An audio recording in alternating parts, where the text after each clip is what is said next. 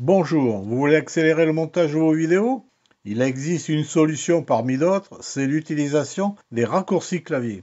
Dans tous les logiciels, comme dans Windows, ça existe, mais parfois on ne l'utilise pas, et je dirais qu'on a tort. Alors bien sûr, VSDC possède aussi des raccourcis, alors si ça vous intéresse, restez avec moi, on va voir cela dans cette vidéo après ça.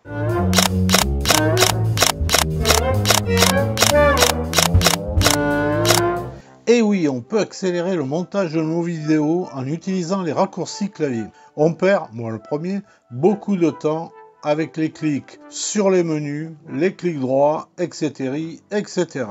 Donc il est intéressant de connaître la liste des raccourcis et surtout de les utiliser. Alors il est clair que vous n'arriverez pas à connaître tous les raccourcis. Mais vous allez voir que pour les fonctions les plus utilisées, ça peut devenir un réflexe. Alors dans VSDC, il existe un certain nombre de fonctions qui ont des raccourcis par défaut. Mais on peut avoir envie de les changer et d'ajouter des raccourcis aux fonctions qui n'en ont pas. Alors, pour découvrir et customiser les raccourcis, on va aller dans les options en haut à droite. Donc, je clique sur options. J'ai une fenêtre avec différentes rubriques et je vais directement à raccourci clavier. Alors on va parcourir cette rubrique raccourci. Alors on commence par le schéma de clavier. On a défaut. Dans défaut, on a tous les raccourcis de VSDC. Par exemple, si je vais dans l'éditeur, je descends, insérer un objet, je vois tous les raccourcis du menu insérer un objet ici. Voilà, je reviens comme c'était. Donc ici, on a toute la liste des menus et des commandes. En vert, on a ce qui correspond au menu. Et si on clique sur le triangle, on a les fonctions du menu. Je reviens au schéma de clavier. Vous remarquez qu'à droite de défaut, on a un triangle vers le bas, ce qui veut dire qu'il y a d'autres choix.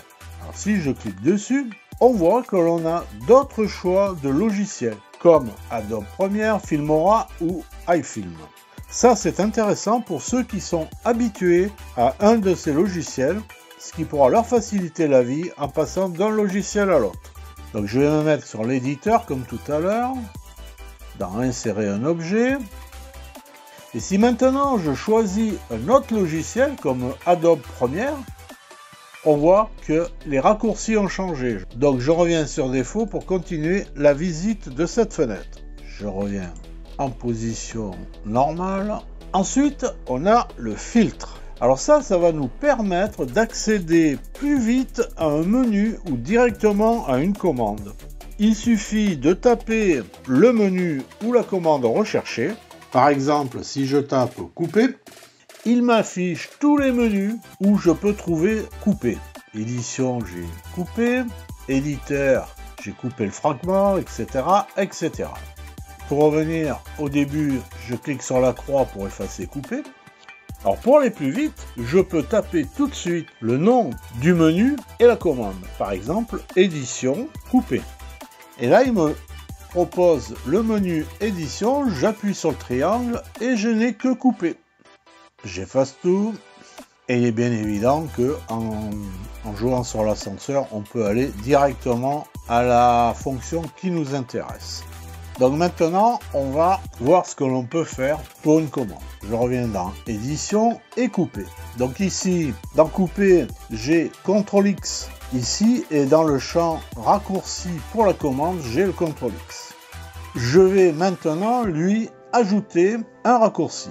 Ici, dans ce champ, appuyé sur les raccourcis clavier, je vais lui taper le raccourci CTRL-I. Donc j'appuie sur la touche CTRL et en même temps sur le I. Et je vois apparaître ma commande CTRL-I. Maintenant, je fais attribuer et j'ai mon CTRL-I ici. On voit maintenant qu'ici, on a le raccourci d'origine CTRL-X et le raccourci que j'ai ajouté CTRL plus I. Donc dans raccourci pour la commande, on peut sélectionner un ou l'autre. Bon, dans ce cas, ce n'est pas bien utile d'avoir deux raccourcis, donc je vais supprimer le nouveau raccourci, c'est-à-dire CTRL-I. Dans raccourci de la commande, donc je sélectionne bien CTRL-I et je fais supprimer. Et il ne reste que le raccourci d'origine, CTRL X.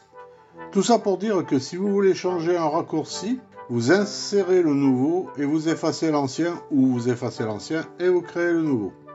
Voilà comment modifier un raccourci. Maintenant, on va ajouter un raccourci à une commande qui n'en a pas. Par exemple, sélectionner tout. Donc je sélectionne la commande et on voit que dans le raccourci, il n'y en a pas. Ici, dans le champ appuyer sur les raccourcis clavier, on appuie sur là où les touches qui nous intéressent. Mais le problème, c'est qu'on risque de choisir un raccourci qui existe déjà. Alors, comment on va faire pour éviter un doublon? On ne va pas s'amuser à apprendre tous les raccourcis. Donc, pas de souci, le logiciel a tout prévu. Alors, par exemple, je vais taper à sélectionner tout le raccourci de couper, c'est-à-dire j'appuie sur la touche CTRL et sur X. Donc ici, j'ai CTRL X et je fais attribuer. À ce moment-là, VSDC me dit que le raccourci existe déjà. Est-ce que vous voulez réassigner ce raccourci? Alors ça veut dire que si je dis oui, il va mettre le CTRL X à sélectionner tout et il va effacer le CTRL X de couper. Je vais mettre ça là, voilà. Si je dis non, il ne modifie rien et je peux entrer un autre raccourci.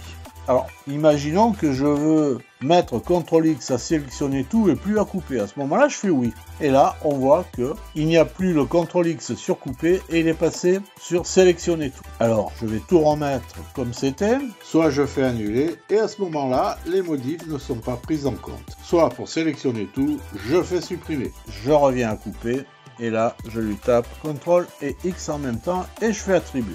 Alors maintenant, on va voir si tout ça fonctionne bien comme il faut. Je vais attribuer un raccourci au zoom. Alors pour cela, je tape dans filtre zoom. Il me propose deux menus où on trouve le mot zoom. Fenêtre et éditeur, moi c'est dans l'éditeur transformation zoom. Et là, je n'ai rien. Et ici, pour mon raccourci, dans appuyer sur les raccourcis du clavier, je vais appuyer sur la touche 1 de mon clavier numérique. Et voilà, j'ai num 1, ça veut dire que c'est la touche 1 du clavier numérique. Je fais attribuer et je valide par bien. Alors pour voir si ça fonctionne, maintenant, je sélectionne mon image ici et j'appuie sur la touche 1 de mon clavier numérique. Il me propose la fenêtre classique pour ajouter la couche et la durée du parent entier. Et j'ai mon zoom 1, voilà. Deuxième possibilité qui peut être intéressante, je reviens sur mon zoom. J'ai utilisé donc le 1 du clavier numérique, donc il n'y a que cette touche qui fonctionne. La touche 1 du clavier, on va dire du grand clavier, ne fonctionne pas. Mais il pourrait être intéressant que j'ouvre le zoom, quelle que soit la touche 1 que j'utilise. Alors, dans appuyer sur le raccourci du clavier, je vais lui entrer la touche 1 du grand clavier. Alors pour cela, j'appuie sur Maj et 1.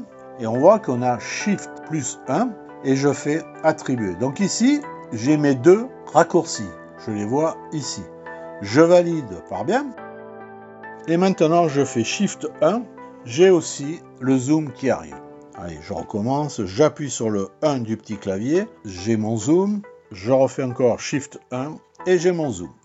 Voilà comment utiliser les raccourcis et les personnaliser.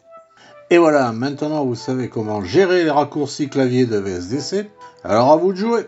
Ce tuto est le dernier de cette année 2022. Je vais me consacrer à ma petite famille qui vient nous rendre visite pour les fêtes. Alors je vous souhaite un joyeux Noël, finissez bien l'année et à l'an Kevin. Ciao ciao.